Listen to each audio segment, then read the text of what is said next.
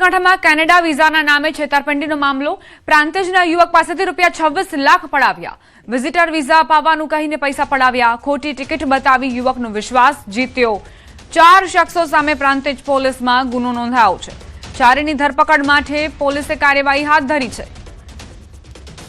વિદેશ જવા ઈચ્છતા જે લોકો છે તેમની માટે આ લાલબત્તી સમાન કિસ્સો। અમિત શાહના પત્ર બાદ એએમસી એક્શનમાં। બોપલ, ઘુમા, શેલામાં પાણી ભરાવા મુદ્દે કાર્યવાહી કરાશે।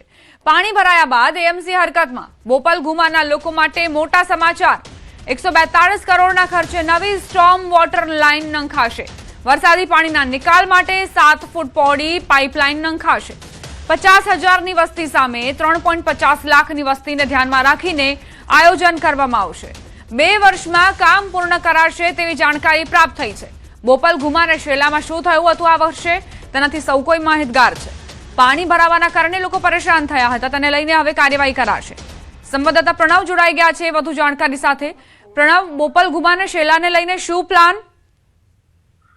ચોક્કસ જે રીતે કેન્દ્રીય ગૃહમંત્રી અમિત શાહે રાજ્યના મુખ્યમંત્રી અને અમદાવાદ શહેરના મેયરને પત્ર લખ્યો હતો અને સ્પષ્ટપણે સૂચના આપી હતી કે જે રીતે ચાલુ વરસાદની સિઝન દરમિયાન બોપલ, ઘુમા વિસ્તારમાં જે 22 ઇંચ વરસાદ પડ્યો તેના કારણે અનેક વિસ્તારો છે જેની અંદર 2-3 દિવસ સુધી પાણી ઓસર્યા ન હતા।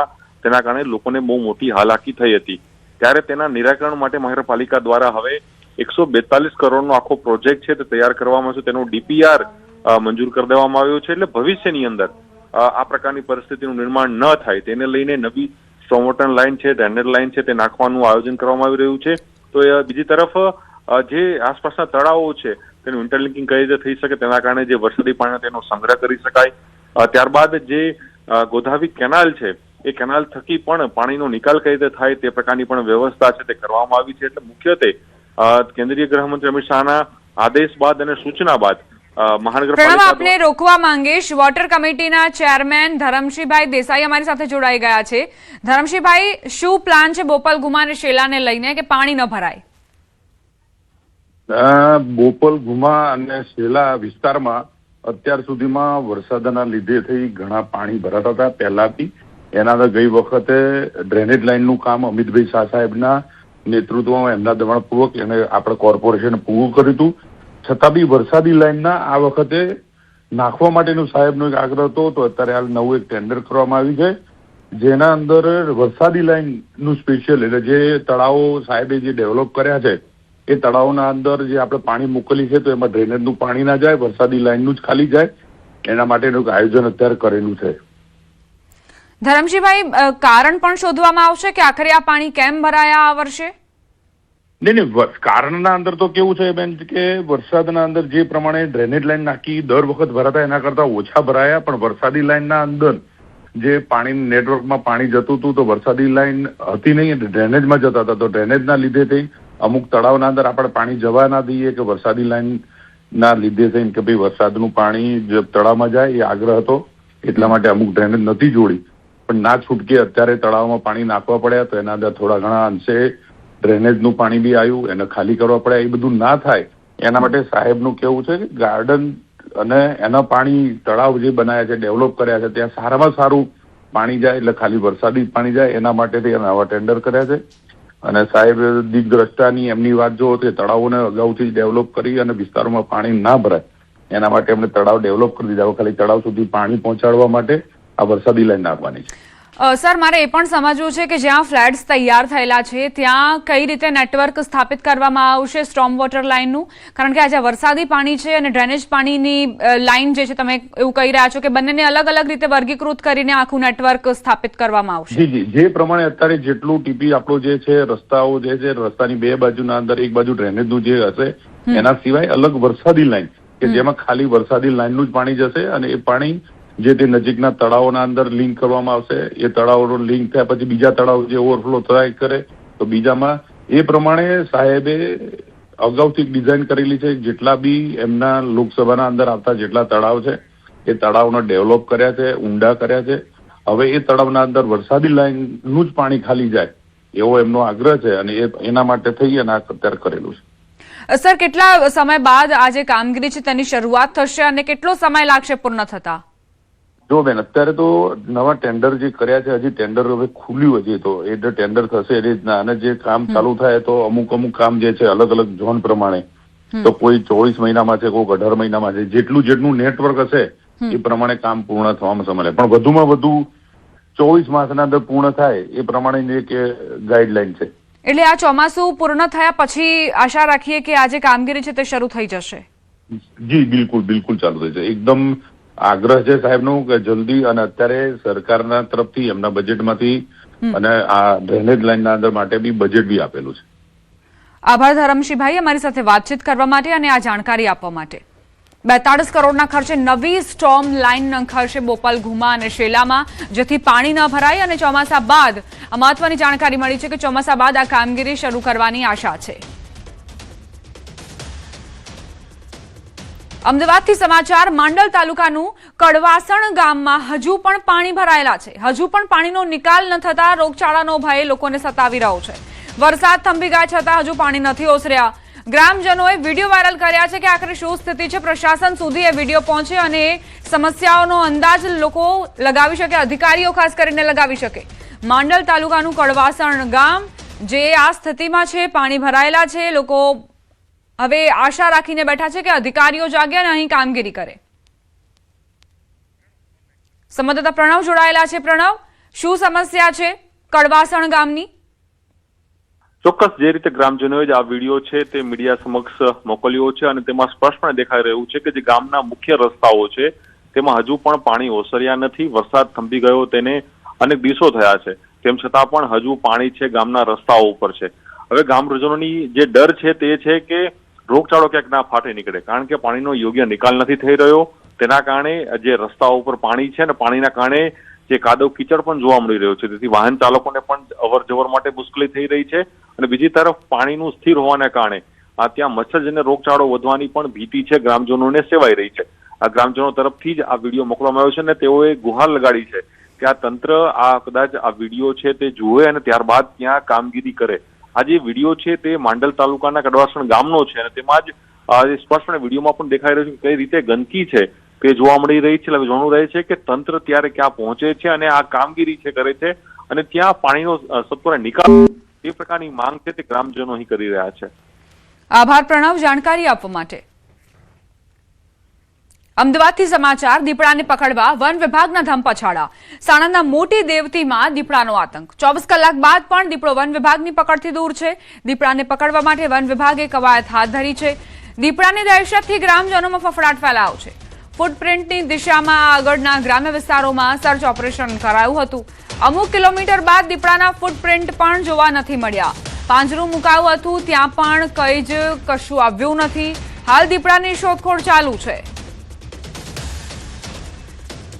સંવાદદાતા સંજય જોડાઈ ગયા છે વધુ જાણકારી સાથે. સંજય, વન વિભાગની કામગીરી ક્યાં સુધી પહોંચી? બિલકુલ દીપા, સાણંદના મોટી દેવતી ગામે દીપડો દેખાવાનો સામે આવ્યો હતો અને એ મામલે ગઈકાલે વન વિભાગ દ્વારા સર્ચ ઓપરેશન હાથ ધરવામાં આવ્યું હતું. જે જગ્યાએ દીપડાના ફૂટપ્રિન્ટ જે મળ્યા હતા તે દિશામાં આગળના ગ્રામ્ય વિસ્તારોમાં જે છે ત્યાં સર્ચ ઓપરેશન હાથ ધરાયું હતું કે દીપડો જે છે તે કઈ દિશામાં જે દિશામાં ફૂટપ્રિન્ટ મળ્યા હતા તે દિશામાં દીપડો આગળ વધ્યો છે કે કેમ તે તપાસ કરવામાં આવી હતી અને અમુક કિલોમીટર બાદ દીપડાના જે ફૂટપ્રિન્ટ જે છે તે વન વિભાગને જોવા મળ્યા નથી. આ ઉપરાંત જે પાંજરું જે જગ્યાએ મૂકવામાં આવ્યું હતું ત્યાં પણ કશું જ હાથ લાગ્યું નથી. એટલે અત્યારે પણ દીપડાની શોધખોળ જે છે તે ચાલુ છે. મોટી દેવતી ગામ છે સાણંદનું, ત્યાં દીપડો દેખાવાનો મામલો આવ્યો હતો અને તેમાં સર્ચ ઓપરેશન ગઈકાલથી ચાલી રહ્યું છે. જી આભાર સંજય જાણકારી આપવા માટે. 2027ની ચૂંટણી પહેલા ગુજરાત ભાજપને મળ્યા પ્રભારી. ભાજપે ગુજરાત પ્રભારીનું નામ જાહેર કર્યું. તરુણ ચુગ ગુજરાતના પ્રભારી બન્યા છે. રાષ્ટ્રીય ભાજપે પ્રભારીઓની નિયુક્તિ કરી છે. યુપી, પંજાબ, ગુજરાતના પ્રભારીઓની જાહેરાત કરવામાં આવી છે. તરુણ ચુગ ભાજપના વરિષ્ઠ નેતા છે. મધ્યપ્રદેશથી રાજ્યસભાના સાંસદ છે અને તેમના શિરે હવે ગુજરાતના પ્રભારી તરીકેની જવાબદારી સંગઠને સોંપી છે. નીતિન નબીનની નવી ટીમની જાહેરાત કરવામાં આવી છે અને એવામાં યુપી, પંજાબ અને ગુજરાતના પ્રભારીઓની પણ જાહેરાત થઈ છે. રાષ્ટ્રીય ભાજપે પ્રભારીઓની નિયુક્તિ કરી છે. જેમાં તરુણ ચુગ ભાજપના વરિષ્ઠ નેતા હવે ગુજરાતના પ્રભારી તરીકેની પોતાની ફરજો અદા કરશે। તેઓ રાજ્યસભાના સાંસદ છે, મધ્યપ્રદેશથી રાજ્યસભાના સાંસદ છે। તેમના શિરે ગુજરાતના પ્રભારી તરીકેની જવાબદારી સોંપવામાં આવી છે। 2027ની ચૂંટણી પહેલા ગુજરાત ભાજપને નવા પ્રભારી મળ્યા છે અને અહીં તરુણ ચુગ પર સૌથી મોટી જવાબદારી એટલા માટે કારણ કે આટલા વર્ષોથી એક હતું શાસન ભાજપનું અને 2027ની ચૂંટણીને લઈને પણ ભાજપ કોઈ પણ રિસ્ક નથી લેવા માંગતું અને એટલે જ અત્યારથી જ તમામ તૈયારીઓ કરી લેવામાં આવી છે। ચૂંટણીને લઈને ભાજપ સજ્જ છે। આમ તો ભાજપ તરફથી દર વખતે નિવેદન આપવામાં આવતા હોય છે કે કોઈ પણ ચૂંટણી હોય અમે દરેક વખતે તૈયાર હોઈએ છીએ, પછી એ ગ્રામ પંચાયતની ચૂંટણી હોય કે પ્રધાનમંત્રી માટે લોકસભાની ચૂંટણી હોય। हमारी साथ हमारा संवाददाता जोड़ाई गया है, दिल्ली थी जोड़ाया है अमित पांडे। अमित, गुजरात भाजपा के लिए ये बड़ी खबर है कि नए प्रभारी को नियुक्त किया गया है। क्या है इनकी मतलब जो इनका एक्सपीरियंस जरा हमको बताइए। देखिए, तरुण चुग जो कि भाजपा के गुजरात के प्रभारी नियुक्त किए गए हैं, बहुत ही ये संगठन में सक्रिय रूप से यह भागीदार रहे हैं। इससे पहले भी पार्टी के राष्ट्रीय महासचिव थे और कल जो नवनियुक्त टीम है उसमें तरुण चुग को राष्ट्रीय कार्यालय प्रभारी नियुक्त किया गया था और अब इनको चुनावी राज्य गुजरात में प्रभारी बनाया गया है। और प्रधानमंत्री नरेंद्र मोदी, गृह मंत्री अमित शाह ये दोनों गुजरात से ताल्लुक रखते हैं और अब इसके बाद इस राज्य में हमेशा जब जब चुनाव हुए हैं भारतीय जनता पार्टी ने चुनावी जीत की सफलता का स्वाद चखा है। तो अब इस मोमेंटम को बरकरार करने के लिए पार्टी के इस प्रमुख रणनीतिकार को यह जिम्मेदारी दी गई है और किस तरीके से ये जिम्मेदारी आगे बढ़ाई जाए, कैसे संगठन में और धार ली जाए, कैसे एंटी इनकम्बेंसी का सामना किया जाए, यह सारी जो रणनीति बनेगी तरुण चुग की अगुवाई में बनेगी। पंजाब से ताल्लुक रखते हैं, इससे पहले भी महत्वपूर्ण राज्य जम्मू कश्मीर पंजाब का प्रभार यह देख चुके हैं और अब जब गुजरात के प्रभारी बनाए गए हैं तो अंदाजा लगाया जा सकता है कि जो इनके पास संगठनात्मक अनुभव है अब उसका इस्तेमाल पार्टी के इस लगातार किले के रूप में स्थापित हो चुके गुजरात को बरकरार रखने में मदद मिलेगी। देखिए, तरुण चुग को अभी कुछ समय पहले ही राज्यसभा सांसद के रूप में भी उनको अपॉइंट किया गया था और अब इसके बाद गुजरात जैसे महत्वपूर्ण राज्य की इनको जिम्मेदारी दी गई थी। अगर हम देखें तरुण चुग के प्रोफाइल को पिछले एक साल में तो लगातार 3 बार इनका पार्टी की अलग अलग पदों पे इनकी नियुक्ति हुई है। इनको राज्यसभा सांसद बनाया गया, इनको कार्यालय प्रभारी बनाया गया और अब इनको अब गुजरात जैसे महत्वपूर्ण राज्य का प्रभार दिया गया है। तो बहुत अहम यह नियुक्ति है और गुजरात के चुनावी दशा में यह नियुक्ति बहुत ज्यादा तय करेगी बीजेपी के गेम प्लान को। शुक्रिया अमित जानकारी के लिए। गुजरात भाजपने नवा प्रभारी मळ्या छे। तरुण चुग भाजपना वरिष्ठ नेता जेमने गुजरात प्रभारी तरीकेनी जवाबदारीओ सोंपवामां आवी छे। तेओ मध्यप्रदेशथी राज्यसभाना सांसद छे अने हवे ज्यारे 3 दशकथी पण वधारे समय सुधी भाजपनुं एक हथ्थुं शासन गुजरात पर रह्युं होय तो 2027ની ચૂંટણી તેની માટે કેટલી મહત્વની છે તેનો અંદાજ સૌ કોઈ લગાવી શકે છે। 2027 માટે ભાજપ અત્યારથી જ તૈયારી કરી ચૂક્યું છે। પ્રભારીની પણ નિયુક્તિ કરી દેવામાં આવી છે અને ચૂંટણીને લઈને દશા અને દિશા તમામ પાસાઓ પર મહત્વપૂર્ણ નિર્ણયો થાય, માઇક્રો મેનેજમેન્ટ થાય તે માટે પ્રભારીની નિયુક્તિ કરવામાં આવી છે। તરુણ ચુગ જે ભાજપના વરિષ્ઠ નેતા છે તેમને સંગઠનથી માંડીને સરકાર સુધી તમામ જે પાસાઓ છે તેનો ખાસો એવો અનુભવ છે જે હવે ગુજરાતને પણ મળશે અને ગુજરાત ભાજપને મળશે। ભાજપના વરિષ્ઠ નેતા તરુણ ચુગ જેમને આ મોટી જવાબદારી સોંપવામાં આવી છે। ગઈકાલે નીતિન નબીનની રાષ્ટ્રીય ટીમ જે જાહેર થઈ અને તેમાં ગુજરાત ભાજપને નવા પ્રભારી જે મળ્યા છે તેના પણ નામનો સમાવેશ કરવામાં આવ્યો। ભાજપે ગુજરાત પ્રભારીનું નામ જાહેર કર્યું છે।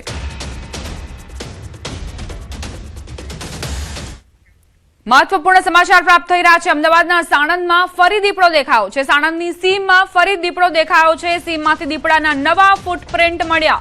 फरी एक वखत दीपड़ाना फूटप्रिंट जोवा मळ्या। साणंदनी सीममां नवा फूटप्रिंट मळ्या छे। वन विभाग हजू पण दीपड़ाने पकड़ी नथी शक्युं। नवा लोकेशन पर दीपड़ो देखाता दहशतनो माहोल छे। ગઈકાલે જે દીપડો દેખાયો હતો તેને લઈને હજુ પણ સવાલો છે, અસમંજસ છે અને એવામાં ફરી એક વખત દીપડો દેખાયો છે. સાણંદની સીમમાં આ દીપડો દેખાયો છે. સીમમાંથી દીપડાના નવા ફૂટપ્રિન્ટ મળ્યા છે. ફરી એક વખત દીપડાના ફૂટપ્રિન્ટ જોવા મળ્યા છે. લોકોમાં ડરનો માહોલ છે, દહેશતનો માહોલ છે. ખાસ કરીને સાંજના સમય, રાત્રિના સમય લોકો ઘરની બહાર નીકળતા પહેલા 10 વખત વિચારે છે. સંવાદદાતા પ્રણવ જોડાયા છે વધુ જાણકારી સાથે. પ્રણવ, સાણંદમાં ફરી દીપડો દેખાયો છે, શું વિગતો? ચોક્કસ ન્યૂઝ 18 પાસે એક્સક્લુઝિવ માહિતી મળી રહી છે તે પ્રમાણે ફરી વખત દીપડાની દહેશત છે તે વધી હોય તે પ્રકારના આજે દ્રશ્યો જોવા મળી રહ્યા છે. 2 દિવસ પહેલા સાણંદથી જે મોટી દેવતી ગામ તરફ જવાના જે રાજમાર્ગ હતો, રસ્તાઓ હતા, ત્યાં આવેલા ખેતરોની અંદર ફૂટપ્રિન્ટ છે તે જોવા મળ્યા હતા દીપડાના. પરંતુ આજે વહેલી સવારે ફરી વખત હવે સાણંદની સીમ એટલે સાણંદ જે વિસ્તાર છે ત્યાં આ પ્રકારના દીપડાના ફૂટપ્રિન્ટ છે તે હાલ મળી રહ્યા છે. એટલે ચોક્કસ એ કહી શકાય કે દીપડો જે છે તે હવે અમદાવાદના આસપાસના જે પંથકો છે તેમાં તે ફરી રહ્યો છે. તેમ છતાં પણ હજુ પણ વન વિભાગ ક્યાંક નિષ્ક્રિય રહ્યું હોય તે પ્રકારના દ્રશ્યો પણ જોવા મળી રહ્યા છે. કારણ કે છેલ્લા અનેક સમયથી જે રીતે અમદાવાદ શહેરના ગુમા વિસ્તારમાં દીપડો જોવા મળ્યો, સીસીટીવીમાં કેદ થયો, ત્યારબાદ વન વિભાગ જાગ્યું, વન વિભાગ તે દીપડાને પકડી નથી શક્યું અને એ દીપડો હવે એવું અનુમાન છે જે કહી રહ્યા છે, જે તેઓનું કેવું છે કે આ દીપડો એ જ છે કે જે અમદાવાદ સિટીના વિસ્તારમાં ફરી રહ્યો હતો. હવે તે પોતાનું જે ઘર છે તે સાણંદથી આસપાસના જે પંથકો છે તેમાં તે બનાવી રહ્યો છે અને તેના જ કારણે હવે ફરી વખત દહેશતનો માહોલ છે તે ગ્રામ્ય વિસ્તારમાં જોવા મળી રહ્યો છે. સાણંદની આસપાસના જે પંથકો છે તેમાં આ દીપડો છે તે પ્રવેશી ચૂક્યો છે અને તે ત્યાં ફરી રહ્યો છે. તેમ છતાં પણ વન વિભાગ સંપૂર્ણ રીતે નિષ્ક્રિય રહ્યું છે, તેને પકડી નથી શક્યું. તે પણ એ વાસ્તવિકતા છે. વન વિભાગ માત્ર ખાલી પાંજરાઓ મૂકીને સંતોષ માની રહી છે, પરંતુ જે સર્ચ ઓપરેશન થવું જોઈએ તે સર્ચ ઓપરેશન નથી થઈ રહ્યું અને તેના જ કારણે આ જે દીપડો છે તે હવે સાણંદ જે વિસ્તાર છે, સાણંદથી મોટી દેવતી તરફ જવાના જે બાયપાસ કહેવામાં આવે છે તે બાયપાસથી આ ફૂટપ્રિન્ટ છે તે હાલ અહીં જોવા મળી રહ્યા છે અને તેને લઈને જ વન વિભાગને જાણ તો કરાઈ છે, પરંતુ વન વિભાગ હજુ પણ એ દીપડાની શોધ નથી કરી શક્યું. તે આસપાસના જે ગ્રામજનો છે તે પણ વન વિભાગની કામગીરી ઉપર રોષ ઠાલવી રહ્યા છે કે વન વિભાગ કોઈ પણ જે કામગીરી છે તે નક્કર નથી કરી રહી. માત્ર ત્યાં પાંજરું મૂકે છે, ફૂટપ્રિન્ટ છે તેની તપાસ કરે છે, ત્યારબાદ તે કોઈ પણ પ્રકારની કામગીરી નથી કરી. અત્યારે જે આ ફૂટપ્રિન્ટ મળ્યા છે તેને લઈને ગ્રામજનો તરફથી જ આખો આ વિડીયો છે તે મોકલવામાં આવ્યો છે. ગ્રામજનોનું કહેવું છે કે આ ફૂટપ્રિન્ટ છે તે દીપડાના છે. એટલે ગ્રામજનોમાં પણ ક્યાંક ને ક્યાંક હજુ પણ દહેશત એટલે ડરનો માહોલ જોવા મળી રહ્યો છે. કારણ કે ત્યાં આસપાસ અનેક એવા જે એકમો છે જ્યાં ખેતરોમાં કામ કરતા લોકો હોય છે, મજૂરો કામ કરતા હોય છે, તેના લોકોને પણ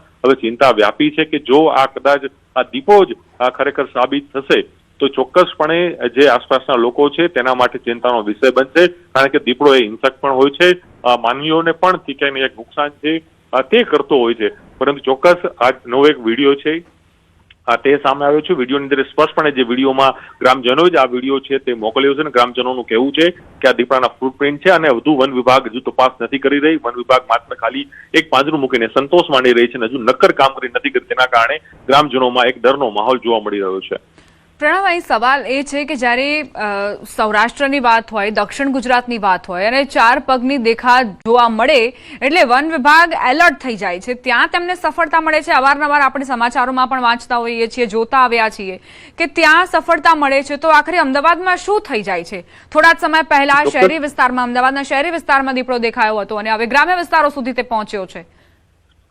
ચોક્કસ. એટલે વન વિભાગની કામગીરી ઉપર મોટા સવાલો ઉભા થઈ રહ્યા છે. જો વન વિભાગે પહેલેથી જ યોગ્ય કામગીરી અને સર્ચ ઓપરેશન હાથ ધર્યું હોત તો આ દીપડો જે રીતે અમદાવાદના ગુમા વિસ્તાર સુધી પહોંચ્યો હતો તે હવે આ દીપડો છે તે સાણંદની આસપાસના જે પંથકો છે તેમાં એ ફરી રહ્યો છે અને જે રીતે ગ્રામજનોનો પણ દાવો હતો કે આ દીપડો એકલો નથી, એની સાથે એનું બચ્ચું પણ હોઈ શકે છે, એનું કોઈ પણ નાનો દીપડો પણ હોઈ શકે છે. આ પ્રકારનું અનુમાન છે કે તે ગ્રામજનો પણ લગાડી રહ્યા હતા.